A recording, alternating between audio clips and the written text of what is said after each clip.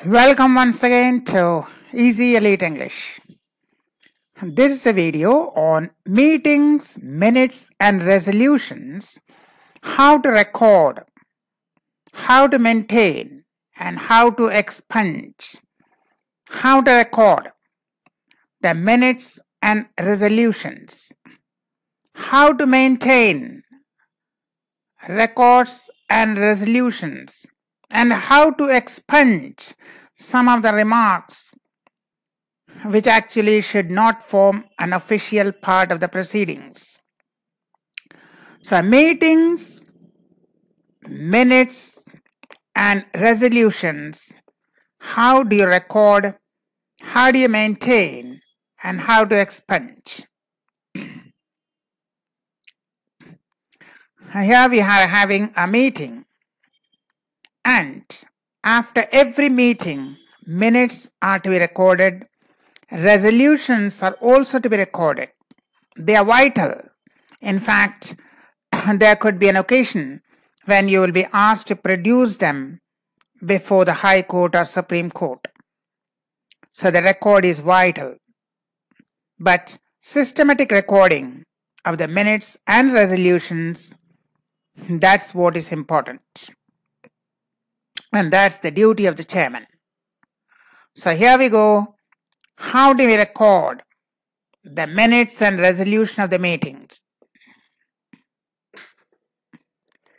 First of all, convening a meeting, that is calling a meeting. Convening a meeting means calling a meeting. Usually, secretary convenes the meeting. The secretary convenes the meeting. However, in his absence, chairman, director, deputy director, assistant secretary, joint secretary, or any other authorized person, any other authorized member can convene a meeting. Usually it is the secretary, but if the secretary is not able to convene the meeting, in his absence, it could be the chairman or the director or the deputy director or assistant secretary or anyone else who could be authorized to convene the meeting. Notice for the meeting. Generally, the notice for a meeting should be 7 to 10 days in advance. In some cases, the notice is intimated even 2 to 4 weeks. That means a fortnight to 1 month in advance. In emergency, a meeting may be called at short notice, for instance, 24 hours or even less. That is only in case of an emergency. An emergency meeting may be called at short notice of 24 hours or less, but otherwise it should be normally 7 to 10 days or even 2 weeks or sometimes even 1 month. Contents of the notice. The notice must contain the following: date, time, place or venue of the meeting. Date, time, place and venue of the meeting. And in case of virtual online meet, the link should be given. The link for joining the meeting. Who can attend the meeting? For whom it is meant. And the authority to convene the meeting. For example, the secretary might be calling the meeting, but the notice may be signed by his personal assistant on his behalf. So we have the date, time, place and venue or the online link, who can attend and the authority. And lastly, most important, the agenda for the meeting, point wise. What you are going to discuss, the agenda for the meeting, that also should be mentioned in the notice. So here we have an example of the notice. Meeting notice number and date. There will be an hour-long meeting in the office hall on 23rd March at 11:30 a.m. Now who will attend? All grade 1 officers of the accounts department. And the agenda, point wise. Number 1, forthcoming audit. Number 2, a discussion of the 2.8 lakh fraud. And number 3, transfer of Mr. X to head office. So these 3 points of agenda: forthcoming audit, 2.8 lakh rupees fraud, and transfer of Mr. X to head office. and it is signed by the authorized person, either the secretary or the one who signs on behalf of the secretary. And notice that here you have the venue, here you have the time and date. Good office practice and etiquette or courtesy requires the members should inform in advance their ability or inability to attend the meeting. If a member cannot attend the meeting, ideally he ought to inform that he would be unable because of certain reasons. At the start of the meeting, all members present shall sign their attendance.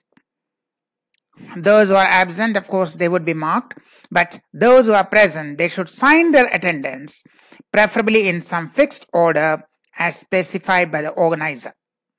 So attendance must be also recorded before the meeting starts. Now, recording of minutes of the meeting. Systematic numbering helps keep a neat and methodical record.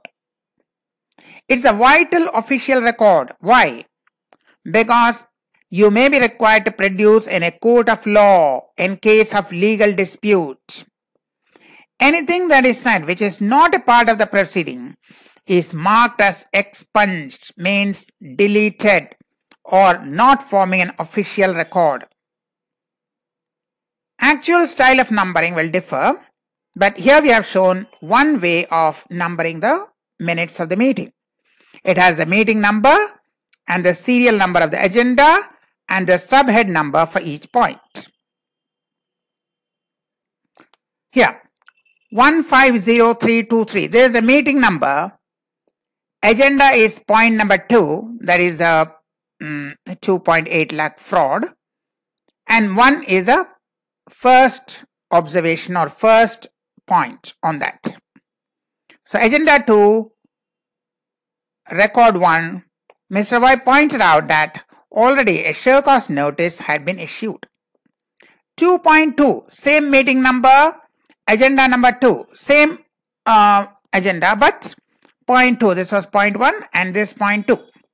Mr. Z said that the show cause notice was not delivered as, the will not be there, as Mr. F was not at home when the peon went to his residence. So that show cause notice could not be delivered because he was not at home, and this is the same agenda number 2, point 1 and point 2. And same, again continuing the same meeting number, same agenda, point number 3. Mr. S suggested that the legal department be consulted in this regard, and this suggestion was accepted. So on point 2, that is agenda point 2, we have point 1, 2.1, 2.2 and 2.3. Now agenda 3, that was about the transfer. 3.1, the head of department informed that Mr. X had sought 2 weeks' time before shifting. And the same agenda point, number 3, same meeting number of course, that was 3.1. Now 3.2, on the same question of transfer, it was agreed that this time be granted as he had cited a genuine reason. So this is the meeting number, agenda point number and the subhead for each of the sentences to be recorded. Approval of the minutes recorded. The minutes recorded must be approved by the members. It may be done in several ways. The minutes are read out at the end of the meeting. The minutes are read out at the start of the next meeting. The minutes are circulated to the members.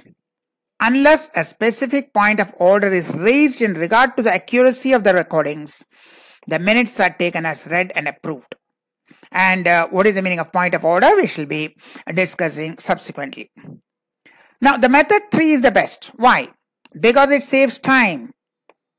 Nowadays, by email or WhatsApp, you are circulating.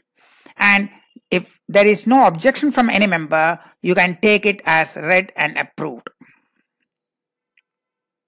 In many cases, this forms the start of the proceeding. The minutes of the earlier meeting, you can put the meeting number, having been circulated to the members, is presumed as read and approved. Usually there is a starting point of the meeting, approving the minutes of the previous meeting. And since you have already circulated and no member is raising an objection, it is taken as approved. Now we come to point of order. A point of order may be raised by any member if he feels that something is against the rules. It is not the personal opinion. You have to say it is against the rule, and you have to say which rule. It receives the highest precedence in any meeting or proceeding, the highest form of objection, and the issue raised through a point of order must be disposed of before the meeting can continue further. The entire proceeding will stop and the point of order has to be addressed first, and then only you can continue the meeting. The member must quote the specific rule. Which rule is being violated? He has to quote the rule. The point may or may not be admitted or accepted by the chair. If it is upheld, means accepted, it must be mentioned in the minute. If it is rejected as invalid, it may or may not be recorded as per the chairman's discretion. So a point of order is an objection that something is going on against the rules, and you have to mention the rule. And if the chairman really finds it that it's against the rules, then he admits it, otherwise he rejects it. Resolution. What is the difference between minutes and resolutions? While minutes are records of the proceeding, what happened, resolutions are the final decisions taken. Minutes, whatever happened, and resolutions, what is the final decision? Resolutions may be systematically numbered in the same way as we were doing the minutes. They usually, but not necessarily, start with, it is hereby resolved that. Dissenting notes. Strong opposition by a member or members may be recorded in the minutes or in the resolution or both, that this member or these members had a strong difference of opinion. Usually it is recorded only if the dissenting members demand the dissent to be recorded. Otherwise, the majority supported view is recorded as a final resolution. That was Easy Elite English on how to record minutes, resolutions, and how to expunge the remarks, and how to deal with points of order. We'll come back with more useful videos. Till then, goodbye and thank you.